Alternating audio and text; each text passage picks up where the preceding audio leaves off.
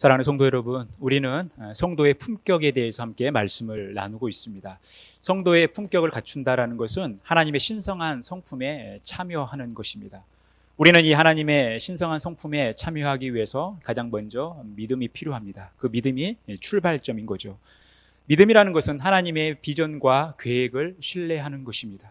그리고 이 믿음에 덕을 더하라고 말씀하고 있어요. 덕은 다른 사람의 약점과 부족함을 이해하고 수용하며 조심하여 타인에게 은혜를 끼치는 행위입니다. 이 덕에 지식을 더하라고 말씀하고 있어요. 지식은 예수 그리스도 안에서 하나님의 뜻을 따라 올바른 삶을 살아가게 하는 판단력 또는 이해력입니다. 이 지식에 절제를 더하라고 했습니다. 절제란 주 예수께 붙들려 그분으로 만족하며 복음을 위해 자신을 쳐서 복종하여 그분의 통제를 받는 행위가 바로 절제입니다. 이 절제에 인내를 더하라고 말씀하고 있습니다. 인내는 환난에 직면해서 그것을 적극적으로 수용하고 하나님의 돌보심 속에 말씀을 지키며 그 성취를 기다리는 것이 인내입니다. 이 인내에 경건을 더해야 합니다. 경건은 하나님의 말씀을 듣고 실천하는 삶을 통해 하나님의 임재를 나타내는 것입니다. 사도 베드로는 믿음의 덕을, 덕의 지식을, 지식의 절제를, 절제의 인내를, 인내의 경건을, 그리고 그 경건에 형제 우애를 더하라고 말씀하고 있습니다. 왜 경건에 형제 우애를 더해야 할까요? 왜 우리 안에 형제 우애가 필요할까요? 여러분, 우리가 이 형제 우애의 본질을 묵상하기 위해서 지난주에 함께 묵상했던 경건의 연장선에서 이 형제 우애를 접근할 필요가 있습니다. 여러분, 야고보 사도는 하나님 앞에서 더러움이 없는 경건, 정결한 이 경건이 무엇인가를 이렇게 정의하고 있어요. 하나님 아버지 앞에서 정결하고 더러움이 없는 경건은 곧 고아와 과부를 그 환난 중에 돌보고 또 자기를 지켜 세속에 물들지 아니하는 그것이니라. 우리가 하나님 앞에서 정결하고 더러움이 없는 경건한 삶을 살아간다는 것은 두 가지 축에서 일어난다는 것입니다. 먼저는 하나님과의 관계 속에서 이 세속에 물들지 않고 하나님의 세계관, 하나님의 가치관을 가지고 살아간다는 것입니다. 또 하나의 축은 고아와 과부를 그 환난 중에 돌보는 것입니다. 다른 사람과의 관계 속에서 어려움에 빠져 있는 이들을 외면하지 않고 적극적으로 돕는, 섬기는 삶을 살아가는 것이 바로 경건한 삶이라는 거예요. 여러분, 이 경건한 삶이라는 것은 하나님의 임재를 나타내는데 바로 이 하나님의 사랑이 우리들 삶 가운데 그대로 나타나기 때문에 바로 하나님의 임재가 우리의 경건한 삶을 통해 나타난다는 것입니다. 즉, 이것은 우리가 철저히 하나님의 통치와 다스림 속에서 이 경건한 삶을 살 수 있다는 거예요. 우리의 삶을 온전히 하나님께 맡길 때 하나님의 사랑이 우리에게 임하고 그 사랑을 가지고 우리가 하나님을 뜨겁게 사랑하고 또 그 사랑을 많은 어려움에 처해 있는 이들에게 실천하는 삶이 진정한 경건이라는 것입니다. 이 경건은 하나님의 통치와 다스림 속에서 하나님의 임재를 드러내는, 즉 이 두 가지 측면에서 우리가 하나님의 사랑을 드러내야 할 우리의 모습이라는 것입니다. 이 경건한 삶은 하나님 사랑과 이웃 사랑으로 나타나는 것이죠. 그런데 이 경건한 삶이 두드러지게 보여주는 것은 뭡니까? 어려움에 처해져 있는 이들을 돕고 봉사하는 것이죠. 그런데 여러분, 우리가 보면요, 밖에서 봉사활동은 많이 하고 다른 사람들을 위하여 사는 삶을 굉장히 적극적으로 실천하는 분들이 간혹 집에서는 가족들에게는 엉망으로 하는 분들, 가족들에게는 소홀히 여기는 분들이 굉장히 많아요. 밖에 나가서는 왕성하게 봉사활동을 하고 또 구제하는 일, 다른 사람을 돕는 일을 하지만 정작 가족들은 소홀히 여기는 분들이 많다라는 거예요. 하나님이 그것을 기뻐하지 않으신 거죠. 그런 측면에서 우리는 우리의 섬김이라는 것이, 우리의 도움이라는 것이 열악한 상황 가운데 있는, 어려움 가운데 있는 사람들을 섬기고 돕는 데 한정되지 않는다라는 거예요. 우리의 관계라는 것은 우리보다 어려움 처해져 있는 사람들에게 사랑을 실천하는 것도 있지만 그렇지 않는 경우도 있다라는 것입니다. 오늘 사도 바울은 바로 그것을 우리에게 말씀하고 있어요. 우리 10절과 13절 말씀 함께 읽겠습니다. 형제를 사랑하며 서로 우애하고 존경하기를 서로 먼저 하며 성도들의 쓸 것을 공급하며 손 대접하기를 힘쓰라. 형제를 사랑하고 서로 우애해야 한다는 거예요. 서로 존경하기를 서로 먼저 하고 성도들의 쓸 것을 공급하며 손 대접하기를 힘써야 한다라는 것입니다. 여러분, 여기서 형제를 사랑하고 서로 우애해야 한다라고 되어 있는데 이 형제의 뜻은 무엇입니까? 한 자궁에서 나는 것을 의미해요. 한 자궁에서 났다라는 것은 한 피가 흐른다라는 것이죠. 그리고 그 한 형제가 무엇으로 연결이 되냐면 성도로 연결되어진다라는 거예요. 여기서 말한 이 형제는 성도라는 것입니다. 그러니까 이 성도는 우리가 한 형제가 될 수 있다는 것이고 그것이 한 자궁에서 났는데 그것은 한 피가 흐르고 있다는 거예요. 여러분, 우리 성도가 한 형제가 된다는 것, 주 안에서 한 형제의 자매가 된다는 것은 우리 안에 예수 그리스도의 피가 흐르고 있다는 것이죠. 예수 그리스도의 피가 흐르고 있기 때문에 우리는 한 가족과 같다라는 거예요. 그러니까 이 우애라는 말이 필로와 스트로게의 합성어예요. 이 스트로게라는 것은 이 가족, 이 부모의 사랑을 의미하는 것입니다. 우리가 성도 간에 서로 사랑한다라는 것은 이 가족을 사랑하는 마음으로 사랑하고 우애하는 것을 의미하는 거예요. 여러분, 그런데 우리가 한 피가 흐르고 있다는 것, 이것이 의미하는 게 뭘까요? 예수 그리스도의 피가 우리에게 흐르고 있다는 게 무엇을 의미할까요? 11절 12절에 보면요, 부지런하여 게으르지 말고 열심을 품고 주를 섬기라. 소망 중에 즐거워하며 환난 중에 참으며 기도에 항상 힘쓰며. 우리가 형제를 사랑하고 우애하고 성도들을 섬기는 삶을 살기 위해서 함께 가야 할 것은 뭐예요? 열심히 주를 섬겨야 한다라는 거예요. 열심히 주님께 기도해야 된다라는 거예요. 결국 우리가 형제를 향한 사랑, 형제를 향한 그 우애는 하나님의 사랑과 함께 가야 된다는 것입니다. 하나님을 사랑하면서 형제를 사랑하고 우애하고 또 서로 대접하는 삶을 살아가야 된다는 것이죠. 여러분, 경건한 삶이 하나님 사랑, 이웃 사랑으로 이 두 개의 축으로 함께 가는 것처럼 우리의 형제 우애의 삶도 하나님을 사랑하는 그 사랑의 연장선에서 서로를 사랑하고 하나님께서 우리에게 주신 예수 그리스도의 그 피, 우리 안에 흐르고 있는 그 예수 그리스도의 피로 우리가 하나됨을 이룰 수 있다라는 것입니다. 여러분, 이것이 의미하는 게 무엇이겠습니까? 우리 안에 이 하나님을 사랑하고 또 형제의 우애하는 이 삶이 우리에게 필요한 이유가 어디에 있겠냐라는 거예요. 우리 1절 말씀 같이 한 목소리 읽겠습니다. 그러므로 형제들아, 내가 하나님의 모든 자비하심으로 너희를 권하노니 너희 몸을 하나님이 기뻐하시는 거룩한 산 제물로 드리라. 이는 너희가 드릴 영적 예배니라. 지금 사도 바울은 예수 그리스도가 오신 이후에 우리의 이 예배의 모습을 이렇게 묘사하고 있죠.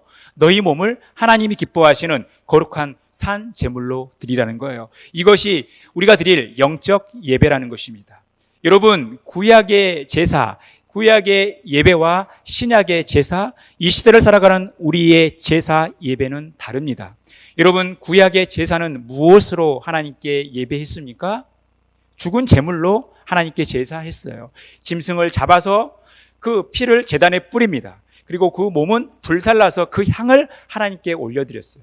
이게 구약의 제사입니다. 그러니까 이 구약의 제사는 죽은 제물을 하나님께 드렸던 거예요. 구약의 제사에는 제사장이 있었고 제물이 있었고 성막과 성전이 있었습니다. 이렇게 복잡한 절차를 가지고 다양한 모습으로 하나님께 예배를 했어요. 그런데 예수 그리스도께서 오신 이후에 우리의 예배 형태가 바뀌었다라는 거예요. 가장 큰 차이가 뭡니까? 바로 죽은 제물이 아닌 산 제물로 하나님께 드리라는 거예요. 그런데 그 산 제물이 어떤 제물이에요? 하나님께서 기뻐하시는 우리의 몸이라는 것입니다. 여기서 말한 이 몸이라는 것은 우리의 육체만을 이야기하는 것이 아니라 우리의 영혼과 육체, 우리의 전 인격을 포함하는 거예요. 여러분, 우리의 인격, 우리의 삶을 하나님께서 기뻐하시는 산 제물로 드리라는 것입니다. 이것이 하나님께서 기뻐 받으시는 제물, 하나님께서 기뻐 받으시는 예물이라는 거예요. 여러분, 우리가 죽은 제물을 드리지 않고 산 제물을 하나님께 드린다는 것이 무엇을 의미할까요? 여러분, 옛날 구약 제사는 제사장이 또 제물을 가지고 성막과 성전에서 하나님께 제사를 드렸습니다. 굉장히 엄중하게 제사를 드렸어요. 잘못 제사를 드리면 제사장은 지성소에서 죽을 수도 있어요. 굉장히 엄격한 제사였습니다. 그런데 예수 그리스도께서 오셔서 우리를 위하여 산 제물이 되어주신 거예요. 산 제물이 되어주시면서 또다시 드릴 필요가 없는 영원한 제사를 하나님께 드렸다라는 거예요. 그러니까 예수 믿는 우리들은 더 이상 구약의 방법으로 제사 드릴 필요가 없이 예수 그리스도 안에서 제사를 드리는 거예요. 그러니 여러분, 예수 그리스도께서 우리를 위하여 제물이 되어 주셨다라는 것, 예수 그리스도께서 우리를 위하여 영원한 제사를 드리셨다라는 것이 무엇을 의미합니까? 우리가 예수 그리스도를 믿으면서 우리 안에는 예수님이 살아 계시는 거예요. 우리 마음의 중심에는 예수 그리스도가 계시다라는 거예요. 여러분, 우리가 예수 그리스도께서 우리의 중심이 있다라는 것은 예수 그리스도를 통해서 우리가 하나님께 예배하는 거죠. 그래서 우리가 하나님께서 기뻐하시는 예배는 영과 진리로 예배하는, 즉 영, 성령과 진리 대신 예수 그리스도를 통해서 하나님께 예배하는 것입니다. 이 말은 우리의 삶의 주인 되신 예수 그리스도의 통치와 다스림 속에서 살아가는 우리의 삶이 진정한 산 제물이라는 것입니다. 하나님의 통치와 다스림, 예수 그리스도의 통치와 다스림 속에서 거기에 순종하는 우리의 삶의 열매를 가지고 하나님께 예배하는 것이 진정한 예배라는 것입니다. 여러분, 우리가 오늘 거룩한 모습으로 하나님께 찬송하며 기도하며 하나님의 말씀을 드리며 예배하는 거 굉장히 중요한 일이죠. 하나님께서 기뻐 받으시는 예배입니다. 그런데 여러분, 이 예배와 우리의 가정에서의 모습이 다르면 안 되는 거예요. 우리의 생업의 현장에서 우리의 모습이 달라서는 안 된다라는 것입니다. 우리가 지금 경건한 모습으로, 거룩한 모습으로 하나님께 예배하는 거 얼마나 아름답고 귀한 모습이에요. 그런데 여러분, 이 예배의 모습이 여기에서 머물러 있어서는 안 되고 우리의 삶의 현장으로 가져가야 된다는 것입니다. 우리의 삶의 현장에서 하나님의 말씀을 듣고 그 말씀에 순종하면서 그 말씀의 순종의 열매로 나타나는 우리의 삶을 제물로 드릴 수 있는, 우리의 삶이 예배가 되는 예배를 우리가 드릴 수 있어야 되는 거예요.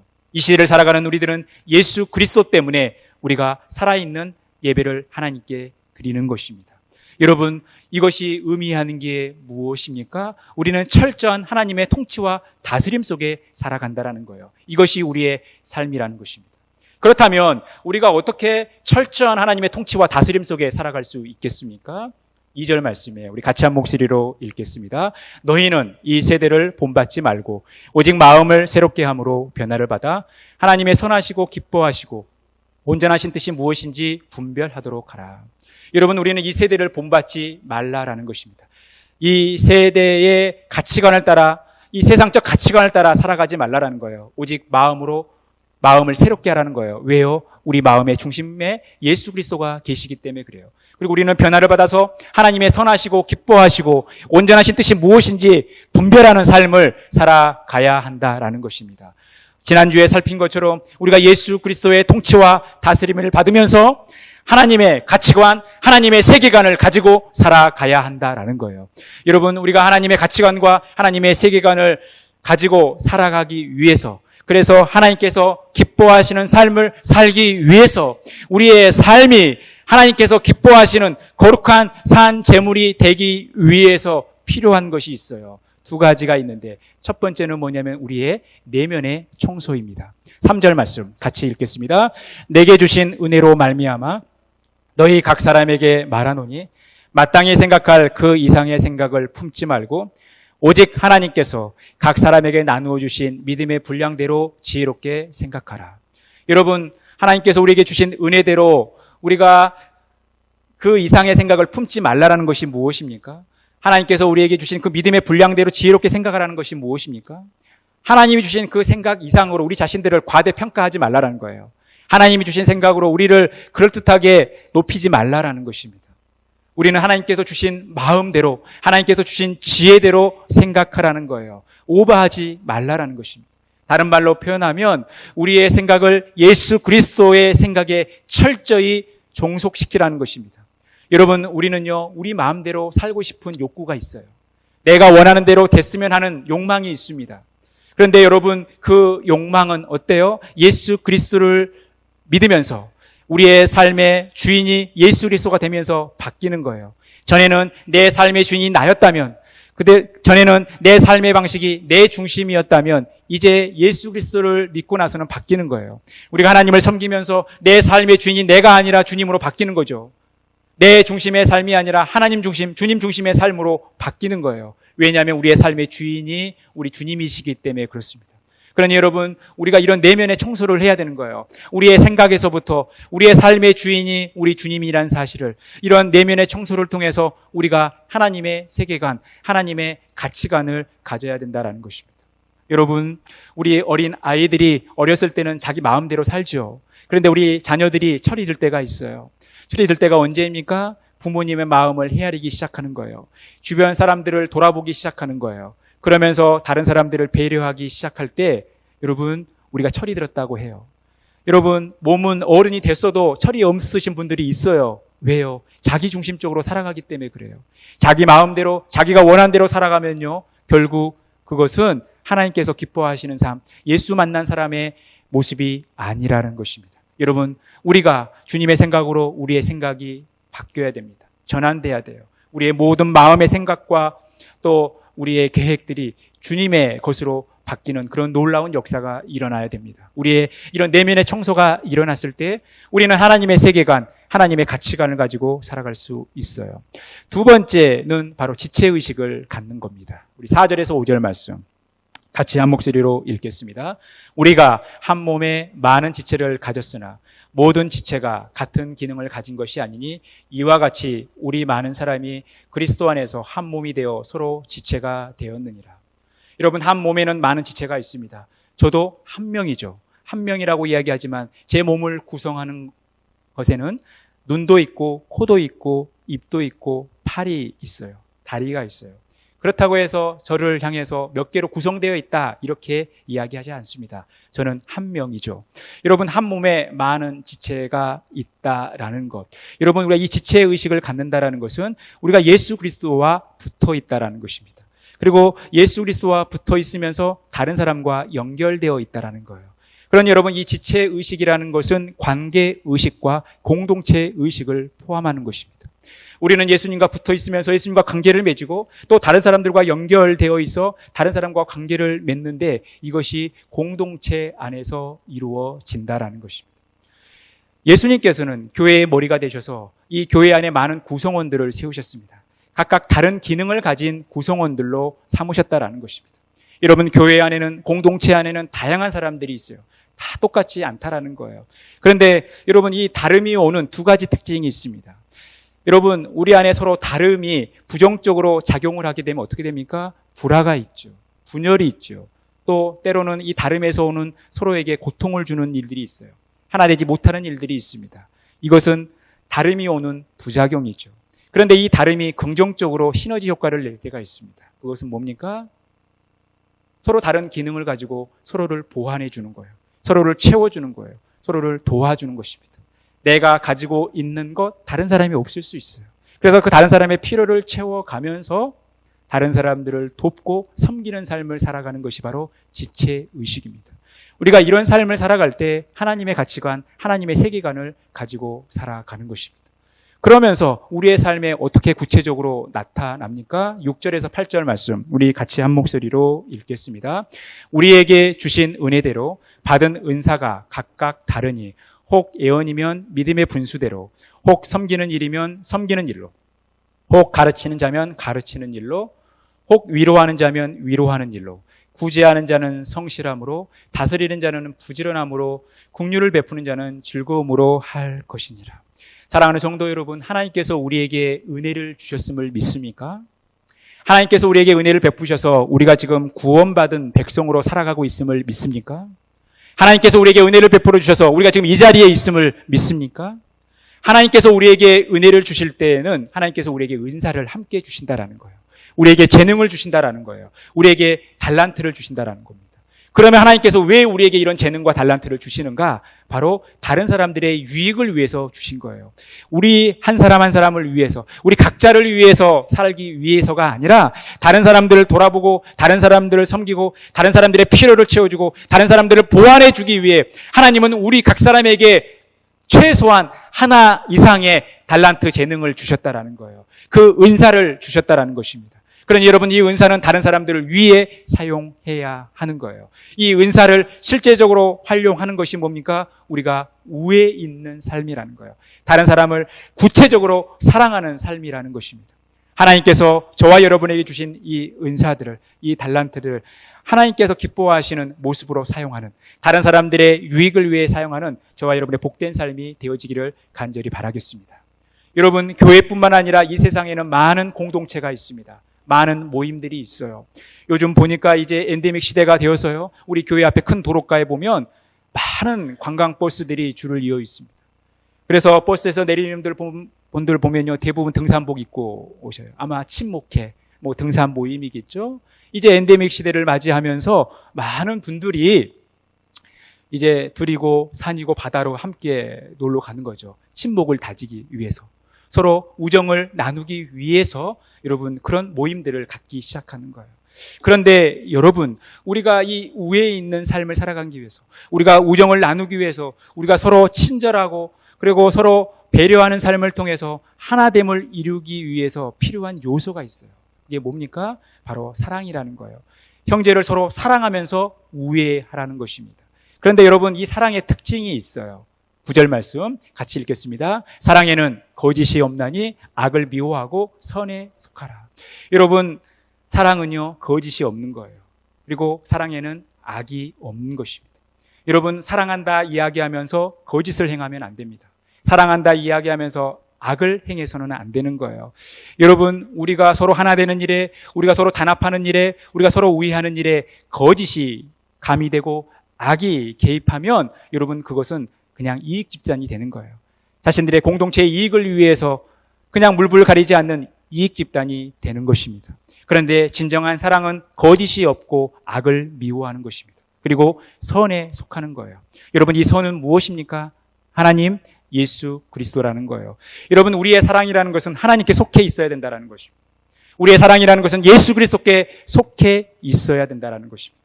즉, 우리의 우애는 사랑과 함께 가야 한다라는 것입니다.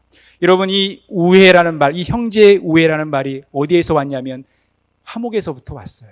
그러면 이 화목과 우애가 어떤 의미에서 같은 의미인가?